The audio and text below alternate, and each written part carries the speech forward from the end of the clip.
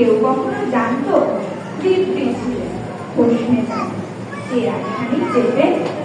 একলা বসে ঝিমঝিমিয়ে কথা জিজ্ঞাসা আজকে এসে হাত পাখি চলতি করে গোল হঠাৎ বলে গেলু গেলু আমায় ধরে তোর তাই শুনে কেউ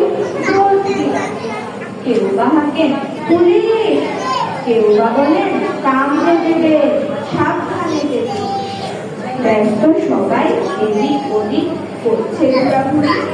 বাবু হাঁকেন ওরে আমার মুখ দিয়েছে খারাপ আর তাও কি হয় সত্যি তেমনই আছে কমেনি এক রত্তি সবাই তারে বুঝিয়ে পড়ে